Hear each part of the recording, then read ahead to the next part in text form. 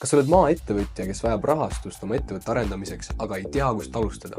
Selles videos näitan sulle samm-sammult, kuidas mina esitasin liiderprojekti taotluse ja seda kõike Võrtsjärve ühenduse näitel. Alustame algusest. Mis asi on üldse liider ja miks see oluline on? Liider on Euroopa Liidu programm, mis toetab maapiirkondi läbi kohalike algatuste. See tähendab seda, et maapiirkonna ettevõtted ja kohalikud inimesed saavad ise otsustada, kuidas selle fondi rahasid kasutatakse. Raha pärineb Euroopa Maaelu Arengu Fondist ja seda vahendatakse läbi kohalike tegevusgruppide, nagu näiteks Võrtsjärve ühendus. Esimene samm. Kõigepealt uuri, millisesse liider tegevusgruppi sinu ettevõtmine kuulub. Seda on väga lihtne teha. Lähed Google'isse, kirjutad Liider Eesti ja võtad lahti Eesti Liiderliidu veebilehe. Kui leht on avanenud, siis leiad siit esilehelt sellise väikse kaardi. Vajutad selle kaardi peale ja siin saad siis täpselt vaadata, millises piirkonnas asub sinu ettevõtmine. Minu puhul on siis tegu Võrtsjärve ühendusega ja seda siis sellel põhjusel, et investeering tehakse siin. Teine samm. Kui sa oled tuvastanud, millises tegevusgrupis sinu ettevõtmine tegutseb, siis mine vastava tegevusgrupi veebilehele. Sealt otsi üles taotlusvoorud 2025 ja saad siis valida erinevate meetmete vahel, mis võiksid sinu ettevõtmisele sobida.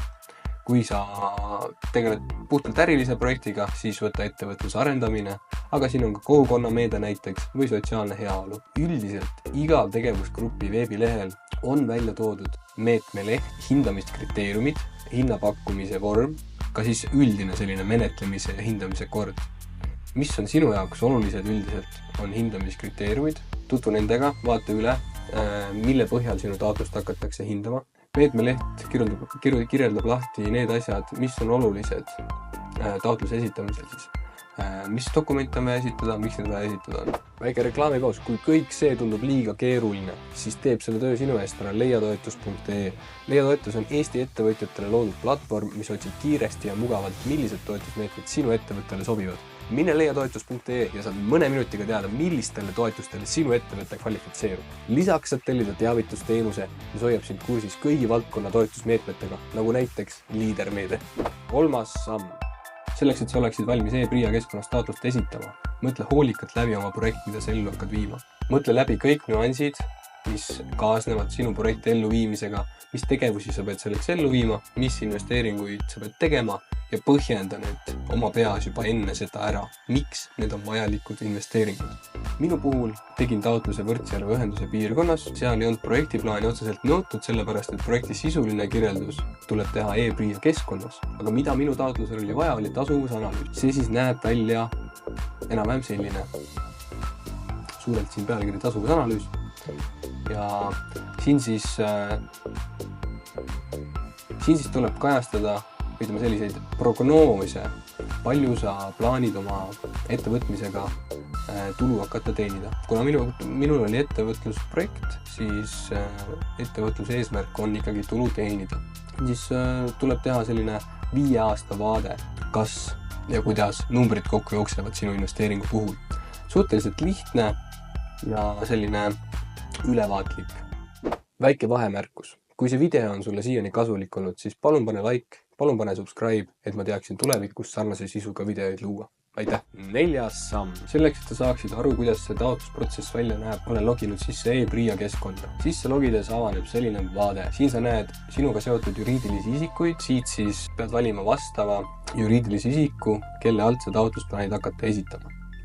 Minu puhul see oli Hüpotees OÜ. Et taotlust esitada, vali siit taotlemise alt esita toetustaotlus. Siit pead valima siis õige meetme, neid on siin jube palju, aga küll sa üles leiad selle. Siis valid oma kohaliku tegevusgrupi, ütleme, et see on näiteks Raplamaa partnerluskogu. Ja siis siit pead valima ka selle alammeetme. Raplamaa partnerluskogu näitel ettevõtluskonkurentsivõimet tugevdamine. Ja kuna see taotlusvoor on hetkel suletud, siis ma seda alustada ei saa, aga siis võite alusta ja siis avaneb selline vaade. Kõigepealt tuleb täita ära üldandmed, info sinu kohta, siis liigume edasi detailandmete juurde. Siin on sellised jah-ei küsimused, mida on suhteliselt lihtne ja kiire täita. Siin näiteks küsitakse ka lühikokkuvõtet, et minu konkreetse projekti käigus Alustatakse tegevusega, et käivitada veinitalu, istutatakse 140 piinamäereistikut, püstitatakse 2 kasvuhoonet, soetatakse vajalikud esemed pop-up veiniõhtute ja suvise majutuse pakkumiseks. Olenevalt tegevusgrupist võib-olla küsitakse ühistegevusi, võib-olla mitte. Minul ei küsitud. Koostöötegevusi täpselt samamoodi. Ja siis tuleb tegevusrühma taotlusvorm.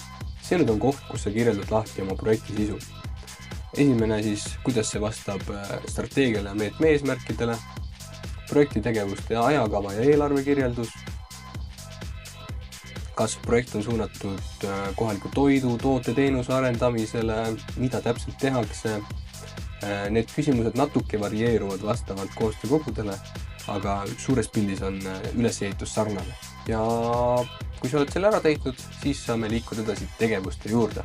Tegevuste juures põhiliselt tuleb määrata liik, kas see on ostmine paigaldamine, kas tegu on põhitegevusega ja kas see on investeering mingisse materiaalsesse varasse. Kui üle 5000 on ühe objekti investeeringu maht, siis on vaja 3 võrdlevat hinnapakkumist. Edasi liikudes jõuame lisadokumentideni.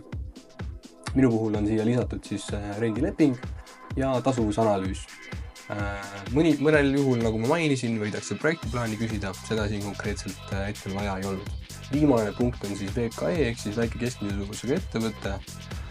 Siin siis vaadatakse sinu viimaste aastate käibenumbreid, majandusaasta numbreid, aruandeid ja hinnatakse selle põhjal, kas sinu ettevõte on siis väike keskmine või mikroettevõte.